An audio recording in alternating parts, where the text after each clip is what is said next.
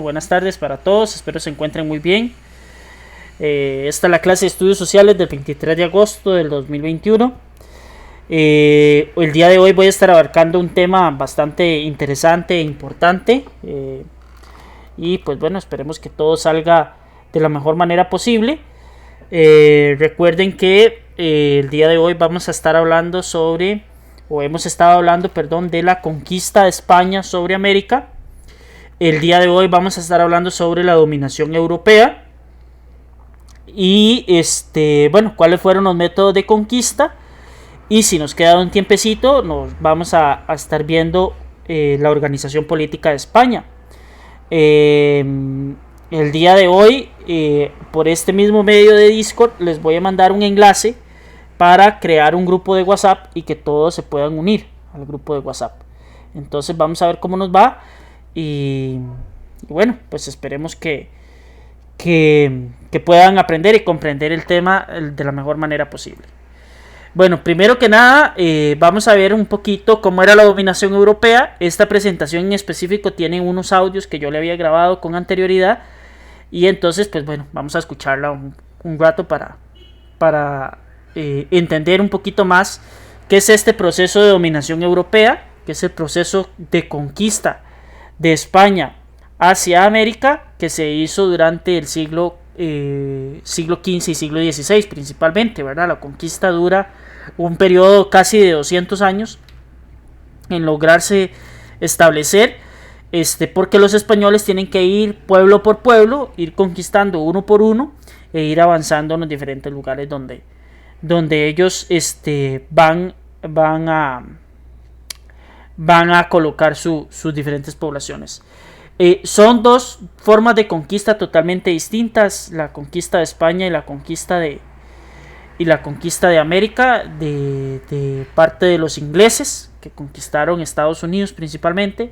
Son dos formas de dominación totalmente distintas, totalmente con sus particularidades diferentes, siendo la española la que tiene más peso en el examen, porque España es la que nos conquista a nosotros, o conquista el territorio nacional a final de cuentas. Entonces vamos a ver qué tenemos que escuchar por ahí.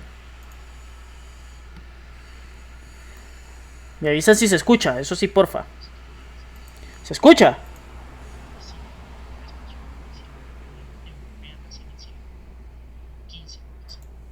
¿O no se escucha?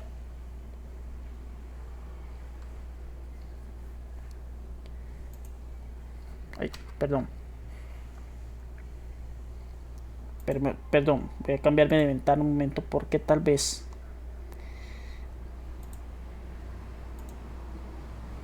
Tal vez ahí sí. Vamos a ver.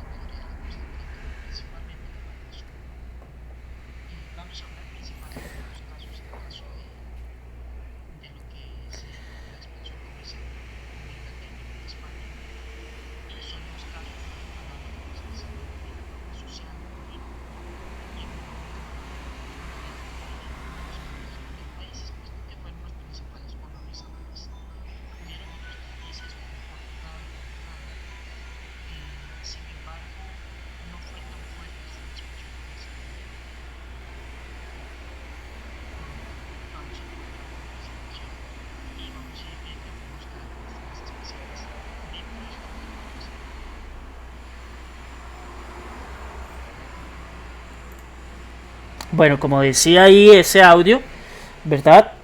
La expansión comercial europea eh, va a dar al traste con la época de la conquista. La va a arrancar Cristóbal Colón desde 1492.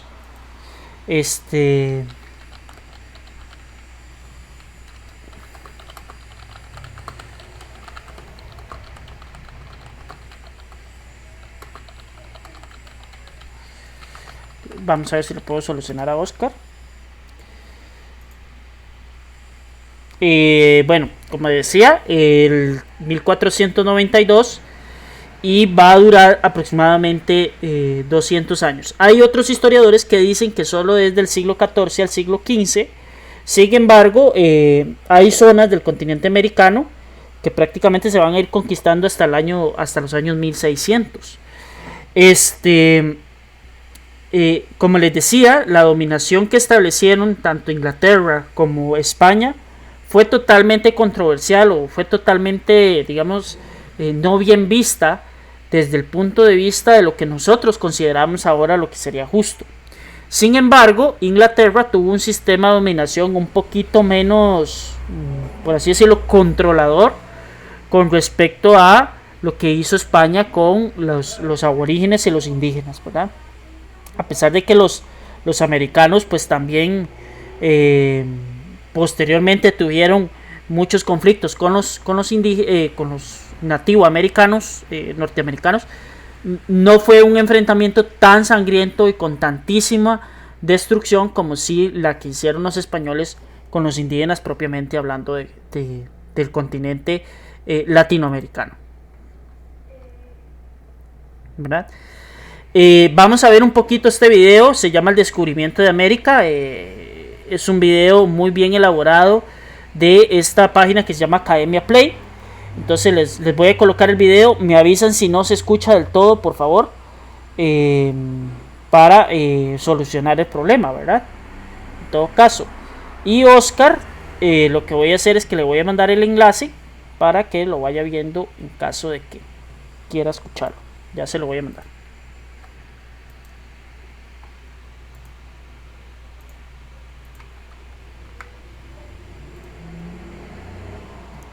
Ok, me paso de pantalla otra vez y le ponemos play.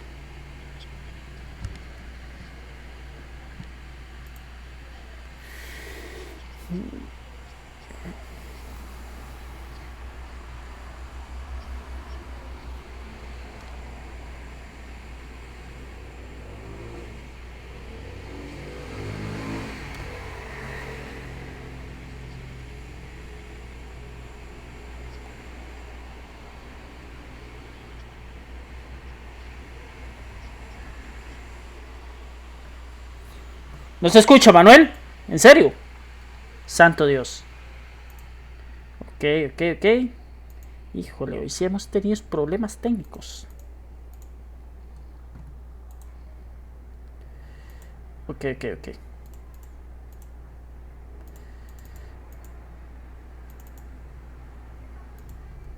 Vamos a ver. Creo que ahora sí se va a escuchar. Vamos a ver. Ahí va.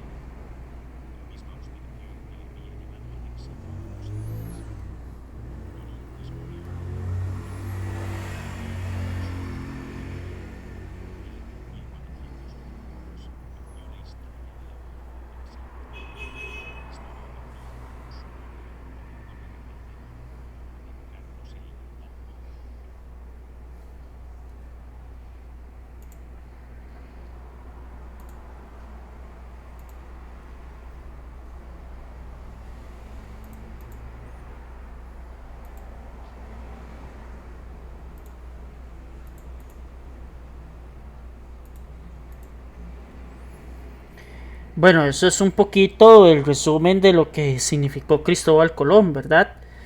Narrándoles así a grosso modo lo que decía el video es que, bueno, Cristóbal Colón en efecto hace 4 viajes, ¿verdad? Él es un marino genovés que fue patrocinado por los reyes españoles, los reyes católicos, la reina Isabel y Fernando de Aragón, con el fin de llegar a descubrir una nueva ruta comercial para establecer contacto con China y con la India principalmente, que son las dos potencias de Oriente con las que pues se querían establecer relaciones comerciales. Al final de cuentas, la expedición que se patrocina a favor de Cristóbal Colón, digamos que no sale del todo bien, no contaba con el recurso económico que Cristóbal Colón quería o desease tener para poder hacer una expedición exitosa.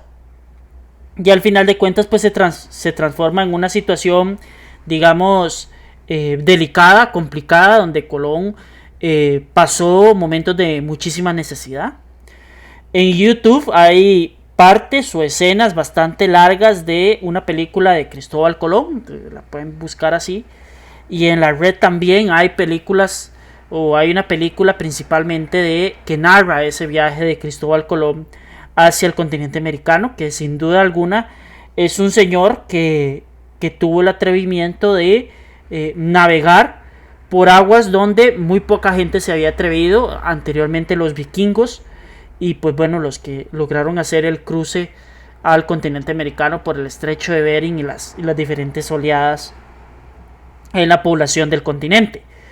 Cristóbal Colón fallece, creo yo, sin conocer que él había descubierto un continente totalmente nuevo y la magnitud de lo que él había descubierto, ¿verdad? Y él termina pues relativamente muy mal su carrera como navegante, como político y como persona, porque Cristóbal Colón, su final es bastante triste, ¿verdad? Es un final solo, desacreditado, y maltratado incluso por ser un gran descubridor. Pero hay que tener en cuenta que Cristóbal Colón pues tampoco fue o no se le dio el valor del histórico del descubrimiento que él hizo. Posteriormente con los estudios, o sea, como iba avanzando el mapa, el dibujo del mapa al continente americano, Américo Vespucio en efecto dice, ok, hay un nuevo continente, esto no es la India, esto no es China, no es nada que se le parezca, es un continente totalmente nuevo. Y pues ahí es donde España y Portugal principalmente se arrojan en una campaña de conquista. Los ingleses, los franceses y los holandeses entran posteriormente a esa campaña. Bueno, dentro del proceso de conquista, digamos que la conquista en América fue un proceso lento, en muchos de los casos fue violento. Este proceso de colonización, ¿verdad? A partir del proceso de la llegada de Cristóbal Colón, que él, digamos, la conquista que él hizo en las islas del Caribe principalmente fue mínima. No se caracterizó por tener tanta violencia como posteriormente sí lo tuvieron. Hay que tomar en cuenta que los españoles se creían superiores en raza, en etnia, en tecnología, en temas de creencia, etcétera, etcétera, ¿no? Los europeos se consideraban superiores en todos los aspectos, y esto va a dar al traste de que los indígenas ni siquiera en un principio fueran consideradas como personas. Hay muchísimos relatos y hay muchísimos datos demográficos que demuestran esa violencia que tuvieron los españoles para con los indígenas. Sin embargo, no podemos tener a ciencia cierta cuál fue la magnitud del proceso de conquista, porque no tenemos datos específicos de cuántos indígenas habían ni nada por el estilo. Esta dominación supone una invasión territorial, el control político, religioso y cultural de los pueblos indoamericanos. España se adjudica la conquista de los imperios Inca, Azteca, la Confederación Chibcha, muchos cacicazgos, tribus y confederaciones de tribus que estaban distribuidos en todo el continente americano. Ellos conquistan desde Texas, Estados Unidos, hasta Cabo de Hornos, que es el puro sur del continente americano, que es lo que vemos nosotros en esta zona de acá. España se adjudica la mayoría de territorio, dejándole una gran zona como lo es Brasil para los portugueses. Por eso en Brasil se habla portugués y no se habla español, por un tratado que se llamaba el Tratado de Tordesillas, en donde se establecía que ciertas longitudes le pertenecían a Portugal, y de una línea trazada imaginaria le tocaban a España. Y pues bueno, eso fue lo que le tocó a España en un acuerdo entre ambas potencias. Holanda y Francia se adjudican muy pocos territorios. Por ejemplo, el territorio de Haití, conquistado por franceses, Guyana Francesa, que hoy en día son 2 territorios dentro del continente americano que se habla francés como idioma oficial. Y los Estados Unidos de América, conocidos como las 13 colonias, que son conquistadas por los ingleses. Como les digo, es un proceso lento, no es un proceso para nada rápido, pero se va a acelerar mucho cuando empieza el proceso de caída de los imperios. Se sumaron muchos factores. Primero que nada, los españoles principalmente tenían de su lado muchas ventajas. La primera, la creencia que tenían los indígenas en un principio, que los españoles eran dioses, ¿verdad?, formadores, creadores del mundo.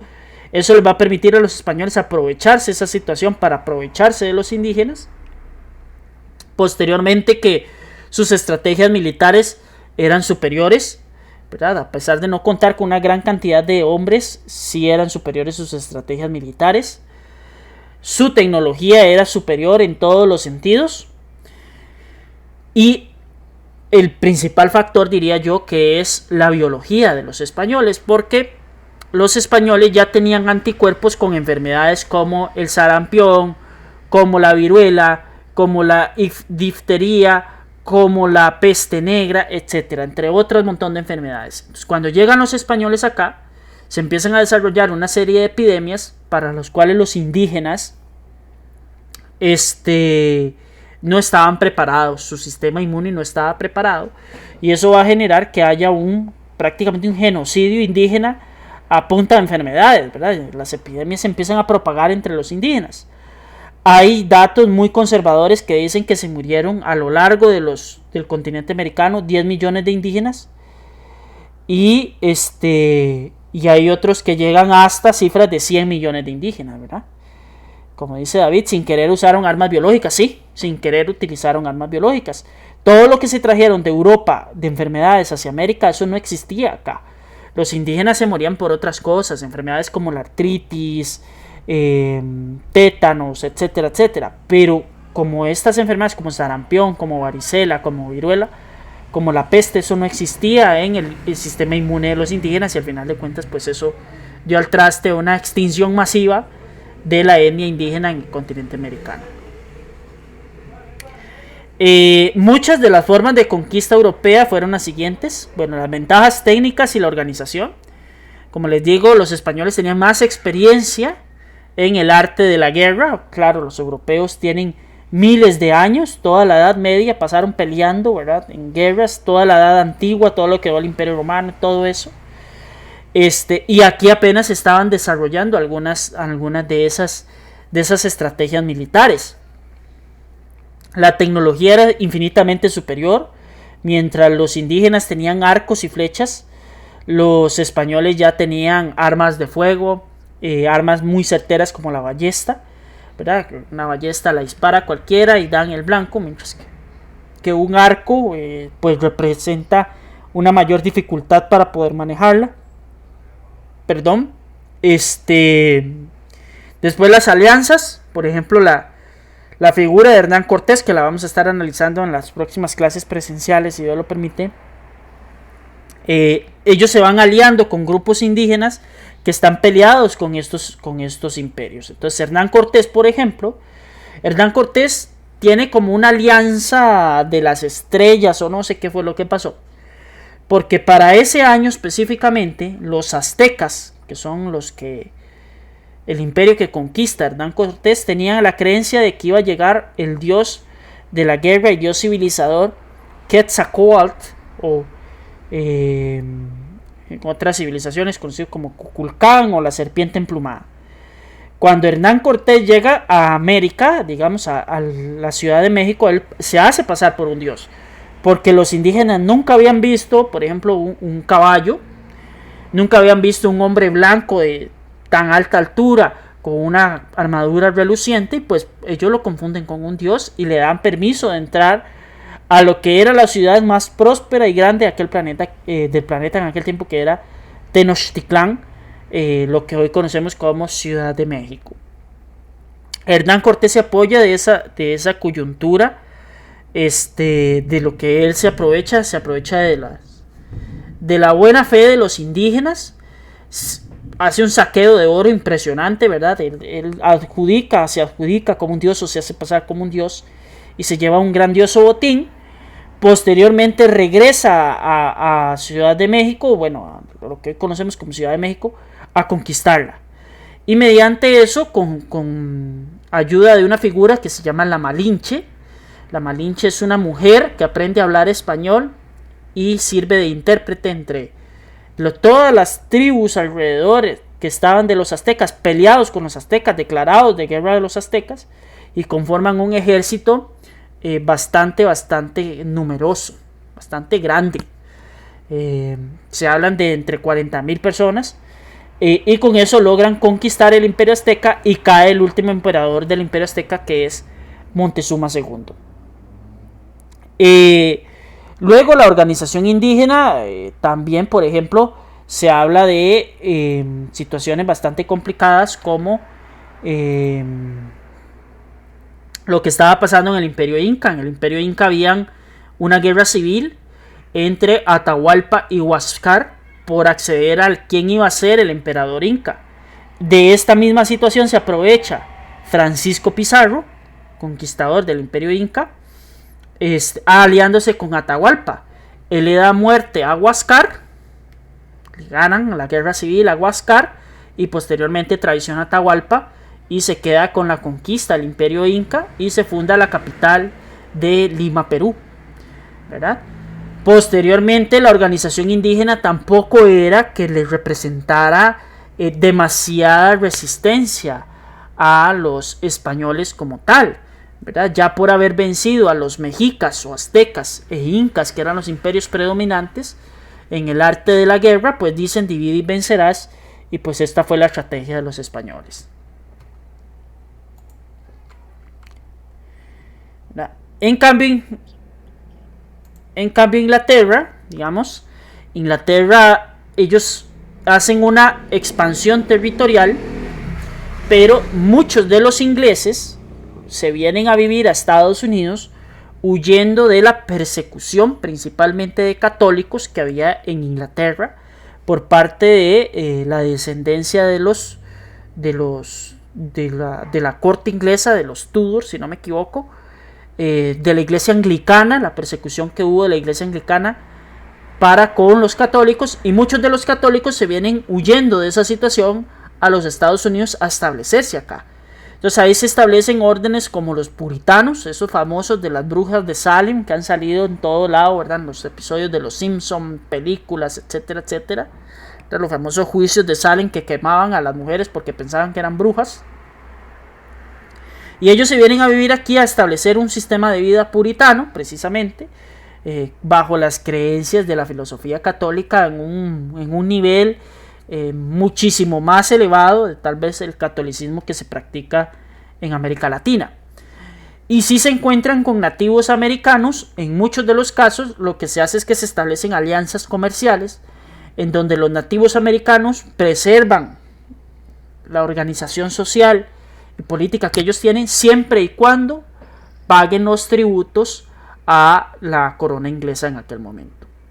En cambio, los españoles, ellos sí se apropiaron del territorio, sí se apropiaron de la organización política, económica, social de los indígenas. Ellos barrieron con todo, quitaron toda la organización que existía de los indígenas impusieron sus instituciones y crearon su forma de ver las cosas. España era un reino sumamente dividido. España, como ustedes lo pueden ver aquí en este mapa, ¿verdad? España estaba compuesto de diferentes reinos invadidos en gran parte por los moros. Los moros son árabes. Y pues bueno, la corona de Aragón y la corona de Castilla deciden casarse, los reyes católicos casarse. Fernando de Aragón se convierte al catolicismo y así es como se logra la unificación de España. Una vez unificada el territorio español, es que se le paga a Cristóbal Colón para que él pueda salir desde Puerto de Palos, Portugal, a hacer su primer viaje. Claro, después ellos llegan y cuentan toda la historia y todo lo vivido. Y entonces hay una creciente necesidad y ambición por conquistar el territorio americano. Este es el tratado que les estaba hablando ahora, que es el Tratado de Tordesillas, donde España y Portugal ponen límites en conjunto con ayuda y mediación del Papa, y a España le corresponden los territorios situados entre el Golfo de México y Cabo de Hornos, es decir, casi toda América, excepto los portugueses, que les tocaba por territorio Brasil, ¿verdad? Entonces, y alguna partecita por ahí de otras zonas, como supuestamente eran las Guyanas, pero de ahí se aprovecharon otras potencias en conquista. Portugal toma un gran territorio, lo que pasa es que ya parte de lo que Portugal le correspondía estaba conquistado, o tenían sociedades organizadas muy fuertemente, que sí le presentaban una cierta rivalidad a los portugueses para su conquista, ¿verdad? En cuanto a la economía de España se fortalece muchísimo con la unión de los reyes católicos. Aquí les puse una foto de ellos, ¿verdad? Un retrato de lo que podría ser.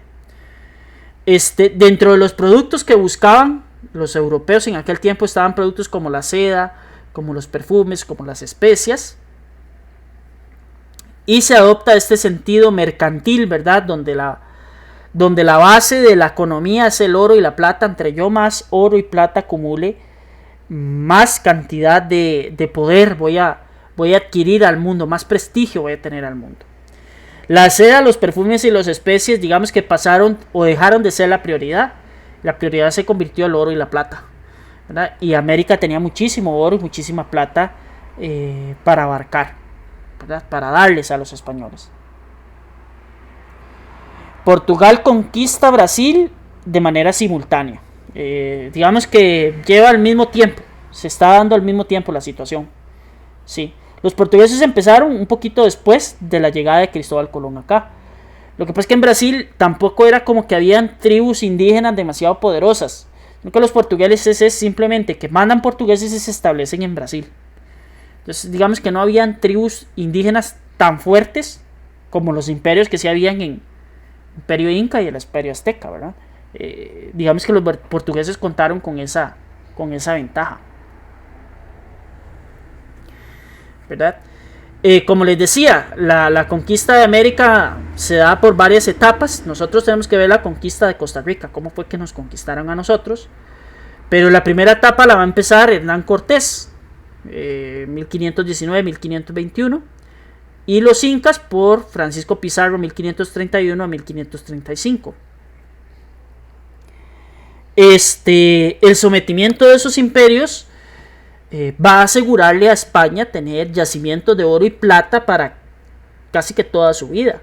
Creo que España todavía hoy en día vive de la renta de lo que se llevaron, ¿verdad? De lo que se llevaron de América. Sí, tenemos que ver la conquista de Costa Rica, en efecto, Oscar. Y bueno, la resistencia fue mayor a como se dieron cuenta los indígenas de que los españoles venían tras sus recursos naturales, ¿verdad? Porque el oro era importante para los indígenas, era muy importante, pero no era lo más importante para los indígenas. Lo más importante es la tierra, ¿verdad? La tierra. Eso es su mantra, su forma de seguir la vida, no sé cómo explicarles, pero para ellos era lo más importante.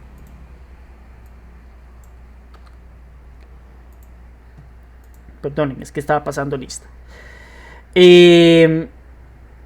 Durante el siglo XVI, es decir, del año 1500 al 1599, llegaron aproximadamente 300.000 españoles, ¿verdad? En aquel tiempo se le llamaban las Indias, por eso a nuestros indígenas o nuestros aborígenes los mal llaman indios. No son indios, son indígenas, son aborígenes, ¿verdad? Y la proporción de mujeres fue muy escasa. Eso va a generar que los españoles hagan un mestizaje muy fuerte con las indígenas. Se enamoran de indígenas, se casan con indígenas, tienen hijos con indígenas. Y lastimosamente también hay que decirlo, muchos de ese fruto de ese mestizaje fueron violaciones de parte de los españoles a nuestras mujeres indígenas, ¿verdad? Cosa contraria que pasaba con los ingleses. Los ingleses, yo guardísimo, ¿verdad? Mezclarse con alguna nativa americana, nativa norteamericana. Y para eso hay un claro ejemplo. Hay una película de Disney buenísima que narra estos acontecimientos, como lo es Pocahontas. Pocahontas tiene un nivel historiográfico bastante significativo en lo que se representaba o lo que se representó como la conquista inglesa sobre el territorio de lo que hoy es Estados Unidos, ¿verdad? Los ingleses se basaron en América del Norte, no tuvieron grandes avances, digamos, hasta que Juan Caboto recorre todo lo que es la costa de Canadá, el Golfo de Terranova y la península del Labrador, y entonces ya ahí sí se dan cuenta, ¿verdad?, la magnitud del terreno. Hay que tomar en cuenta algo. América ya había sido visitada por europeos anteriormente. Los vikingos ya habían llegado a América. Lo que pasa es que el mestizaje entre vikingos e indígenas no se dio, porque los indígenas y los vikingos no se llevaban bien. No se llevaban bien, eran muy hostiles entre ambos, ¿verdad? Y sin duda alguna, para los ingleses llegar acá, ya habían narraciones de ciertos lugares lejanos, ¿verdad?, donde los vikingos habían explorado, que eran tierras totalmente nuevas, con paisajes hermosos y clima muy, muy bonito. No se había dado el gusto, digamos, o no se había adquirido esa necesidad de buscar nuevas rutas, pero este señor que sale aquí, Walter Raleigh, fue uno de los principales fue uno de los principales cartógrafos y geógrafos que llegaron a América del Norte. Él visualizó el territorio de lo que es Carolina del Norte, llegó y descubrió un territorio súper fértil como es Virginia. Todavía Virginia sigue siendo una zona súper fértil para la agricultura de maíz, de trigo, de centeno, ¿verdad?, para los Estados Unidos. Entonces aquí es donde se fundan las famosas 13 colonias, ¿verdad? Cuando muere la reina Isabel, hay dos empresas mercantiles que empiezan a tomar muchísima fuerza. La primera es la Compañía de Londres, que se va a encargar de conquistar todo lo que es el sur, y la Compañía Plymouth, que se encomendó la parte norte. Entonces ahí es donde se fundan las 13 colonias. Las 13 colonias originales que posteriormente le van a dar nacimiento a Estados Unidos. Ya todos los demás territorios son de muchísimo tiempo después. Ellos se establecen en esta zona verde que ustedes pueden ver a la derecha.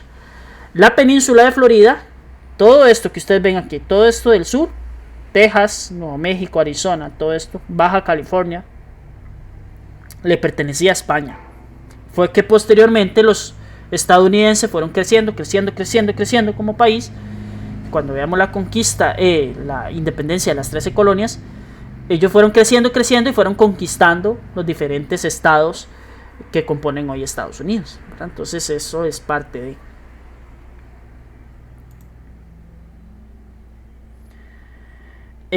En cuanto a los ingleses, había una gran autonomía de parte de las colonias. A los ingleses lo que les interesaba era que les pagaran la plata que les debían y los impuestos y listo, ¿verdad? A cambio los españoles no. A los españoles les interesaba más allá del dinero. Ellos querían tener un control total y absoluto de los indígenas y de los territorios americanos.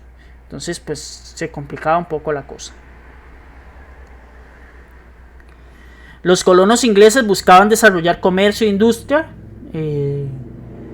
Algunas tierras se dedicaron al cultivo del algodón, del tabaco, ¿verdad? Productos que posteriormente van a ser competencia de España. Y sí dejaban libertad religiosa, ¿verdad? Porque la gracia de un colono inglés venirse para América era tener libertad religiosa, hacer lo que ellos gustasen con su religión, ¿verdad? A cambio en Inglaterra sí había una persecución fuerte, como les estaba comentando anteriormente. Consecuencias de ese periodo de conquista económicas, muchísimas, ¿verdad? Explotación de mano de obra indígena, el famoso etnocidio, ¿verdad? Un montón de indígenas que se murieron, los trabajos pesados establecidos en minas, la explotación, el esclavismo, el saqueo de las minas americanas. A nivel político, la implantación del sistema español por encima de cualquier estructura indígena que hubieran. Los cargos de poder van a estar a cargo de los españoles. Demográficas, un desplome total de la población indígena. Tanto es así que España llega a decir, ok, los indígenas no pueden seguir siendo esclavos porque son muy poquitos, sino que ya tienen que empezar a tener ciertos derechos, etcétera, etcétera. El mestizaje, como les decía, en el caso de los ingleses no se dio del todo. Sí hubieron algunos casos, pero no se dio del todo. Y las ecológicas, que fue una destrucción total del medio ambiente y cambios importantes en el paisaje, porque los españoles pues vinieron a fundar sus ciudades tal cual las tenían en España, ¿verdad? Una iglesia, una plaza, los edificios gubernamentales, que la casa del gobernador, etcétera, etcétera. Entonces eso es parte de las consecuencias. Consecuencias para los europeos. Una expansión de la cultura por todo el mundo, ¿verdad? La forma en que ellos vieron el mundo también cambió. Hay mestizaje incluso hasta las creencias religiosas. No me voy a meter mucho con eso. El tema del idioma. Nosotros todavía tenemos palabras indígenas como curriabat, como garabito, como, vamos a ver, nandayure. Son lenguaje indígena, ¿verdad? Y así se quedó. Costumbres, economía, agricultura. Los indígenas le enseñaron de agricultura a los españoles las cosas que ni sabían, o sea, ni que se les pasaba por la cabeza. España y Portugal se convirtieron en las principales potencias de Europa y del mundo. El famoso capitalismo comercial, conocido como mercantilismo, acumulación de oro y plata. El océano Atlántico pasó a ser el nuevo Mediterráneo, pasó a ser una zona de trasiego comercial demasiado amplia y todavía sigue siendo el océano Atlántico uno de los océanos con mayor tráfico comercial del planeta.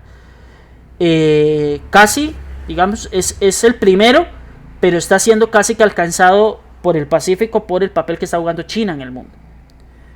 Y se propició el desarrollo científico, especialmente en la geografía y en la cartografía, ¿verdad? Cada vez fueron más precisos los dibujos y los planos. Bueno, esto es en cuanto a la presentación de la expansión comercial e inicio de la conquista de España.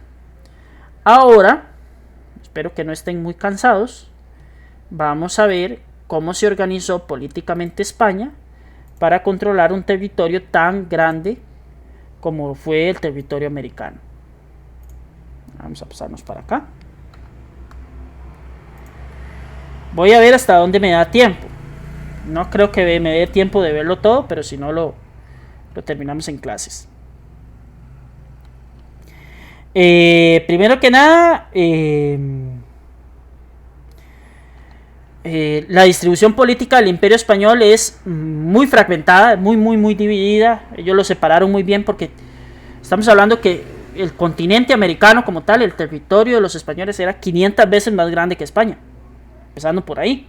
Entonces tienen que tener una muy buena administración, y en ese tiempo no había ni WhatsApp, ni teléfonos, ni correo electrónico, ni internet, ni nada que les permitiera conectarse, ¿verdad? Duraban meses, incluso años, llegando las órdenes del rey hasta América. Incluso habían órdenes del rey que se habían dado, que cuando llegaban a América ya estaban caducadas, ya no existían, ya ni siquiera eran una orden real, ya incluso el mismo rey las había quitado. Entonces era muy difícil la comunicación.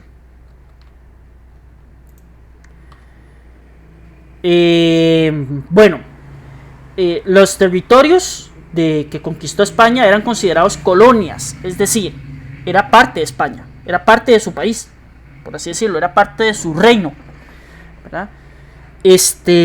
Por tanto, digamos que el gobierno fue de carácter autoritario y totalmente centralizado. Al final de cuentas, todo caía hacia el rey y sus principales funcionarios.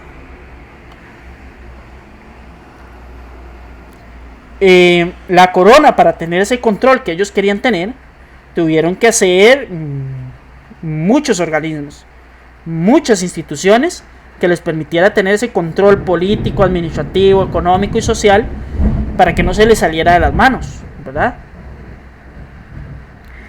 Entonces, la máxima autoridad de España, la figura de toda, dueño de todo, ¿verdad? Era el majestad o la majestad, el rey. El rey era la máxima autoridad de España y de todas sus colonias. Lo que se decía del rey era santa palabra. Entonces se consideraba que el rey era de origen totalmente divino, de poder totalmente absoluto. Es decir, es Dios el que coloca al rey. No es cualquiera, ¿verdad? Sino que es respaldado por Dios y por el Papa, que es el que designaba a los reyes o validaba su poder. Generalmente era de características hereditarias, es decir, el hijo del rey va a ser el próximo rey y así sucesivamente. Este que está aquí, que es Fernando VII, fue nuestro último rey, por eso se los puse ahí, ¿verdad? Fue nuestro último rey.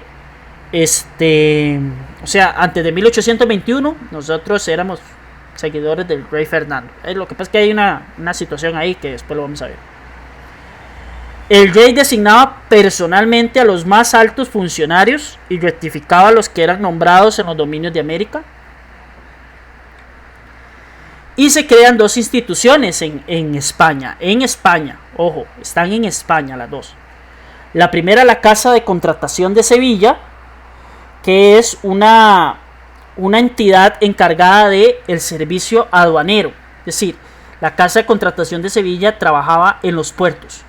Ellos se van a encargar del control del comercio que hay en el Océano Atlántico. Van a luchar contra el contrabando y tenían funciones administrativas, policiales, judiciales, etcétera, etcétera. Entonces ellos controlaban el comercio. Que lo que salía de América llegara a España y lo que salía de España llegara a América.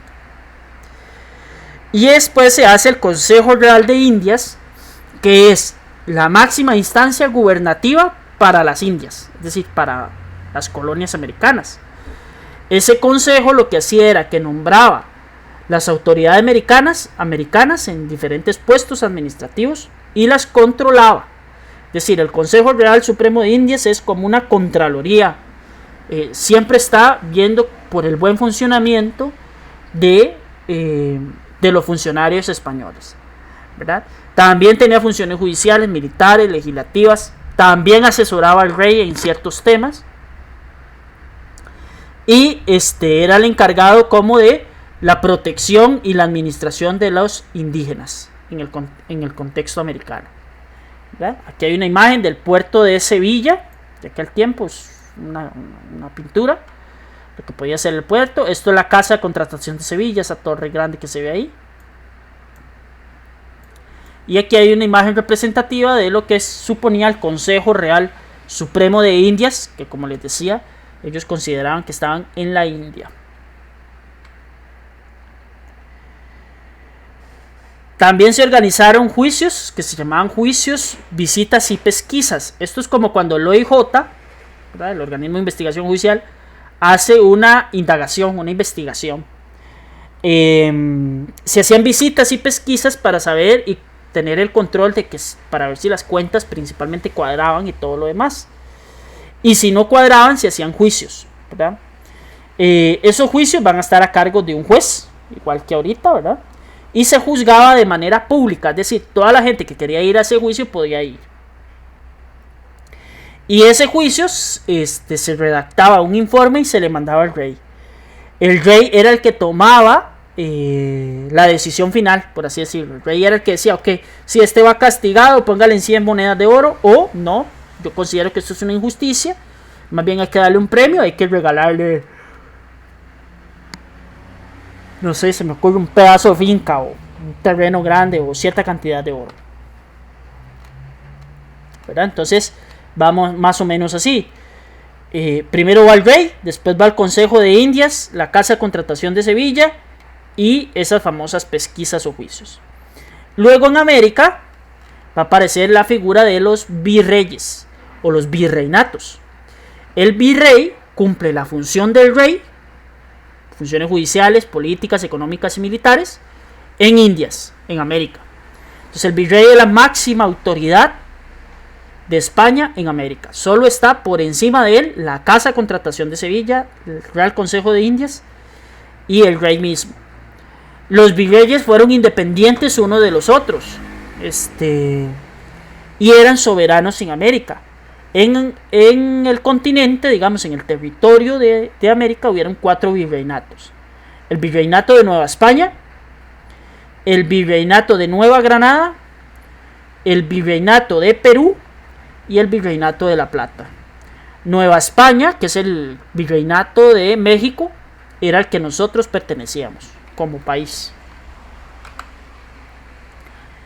¿verdad? Entonces aquí están los 4 virreinatos, ¿verdad?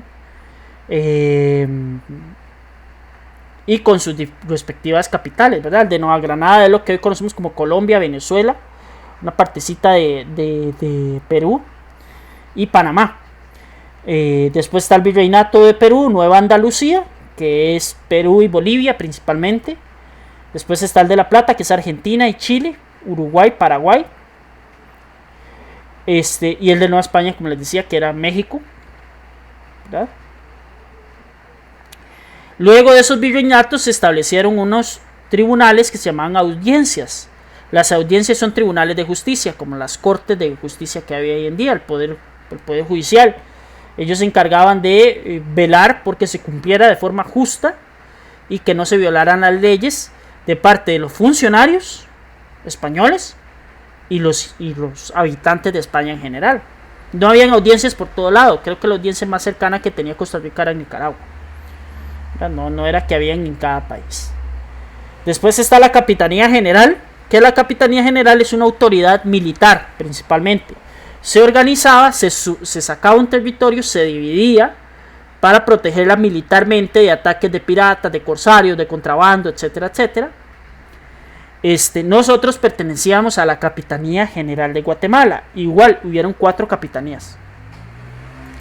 La Capitanía General de Guatemala, la Capitanía General de Cuba, la Capitanía General de Venezuela y la Capitanía General de Chile. Capitanía General de Chile. Entonces, esos son capitanías. Había más capitanías, pero esas son las más importantes. Nosotros pertenecíamos a la Capitanía General de Guatemala. No se les puede olvidar. Esas 4 capitanías lo que tenían que hacer era defender el territorio de ataques de indios, de piratas, de corsarios, ¿verdad? Y tener un control más o menos de que los barcos que ingresaban a los puertos en las capitanías cumplieran con todos los requisitos necesarios para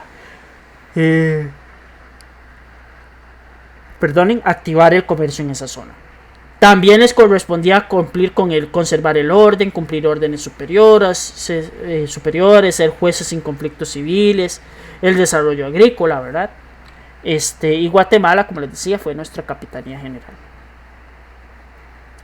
Después están las provincias, que estaban encabezadas por los gobernadores. Los gobernadores vendrían siendo la figura de presidente hoy en día. Los actuales países son provincias coloniales, ¿verdad? Lo que Costa Rica era una provincia, Nicaragua otra provincia, Guatemala provincia y Honduras otra provincia y así sucesivamente. Y estaba encabezada por un gobernador, lo que sería hoy más o menos un presidente o en aquel momento un alcalde, ¿verdad? Y hubieron unos territorios que tenían unas características especiales que no calificaban para ser una provincia, pero sí calificaban porque tenían ciertas cosas, elementos culturales que no las ligaban a las provincias. Una de esas van a ser las alcaldías mayores. La alcaldía mayor era una ciudad que tenía un territorio demasiado extenso, ¿verdad? Entonces para eso se asignaba un alcalde mayor. Nicoya fue una alcaldía mayor, ¿verdad? Nunca le perteneció ni a Guatemala ni a Costa Rica. Sí tenían alianzas comerciales entre unas y las otras, pero no necesariamente era porque pertenecía a Nicaragua o pertenecía a Costa Rica. Las intendencias que están repetidas. Y estas eran una de las más interesantes, que son las audiencias, que eran unos juicios públicos que se hacían también para juzgar, ¿verdad?, el buen trabajo de los que estaban a cargo de la corona española, o sea, los que cumplían funciones políticas. Y por último están los corregidores, que son los encargados de vigilar los pobladores indígenas y que cumplan con las órdenes que los españoles les habían brindado. Y se me fue esta, perdón, que están los cabildos, que los cabildos son los que hoy conocemos como municipalidades. Cumplían la misma función que cumple hoy una municipalidad, de ver por el buen funcionamiento de las ciudades y por cobranza de impuestos, ¿verdad? Brindar servicios comunitarios, etcétera, etcétera. Por cierto, habían dos tipos de cabildo: el cerrado, que era una reunión entre solo funcionarios del cabildo, y el abierto, que es cuando se invitaba a la población a participar de esa reunión para tomar decisiones importantes en ese cantón. Entonces esa es como la forma ya más local propiamente hablando, ¿verdad? Y eso se va conformando en algo más grande. Entonces primero está el rey, después está el Consejo de Indias o Consejo Real de Indias, después está la Casa de Contratación de Sevilla, después están los virreyes, después están los capitanes generales, después están las provincias a cargo de los gobernadores, están después las alcaldías mayores y por último están los cabildos. Y tomen eso en cuenta para la realización de la prueba.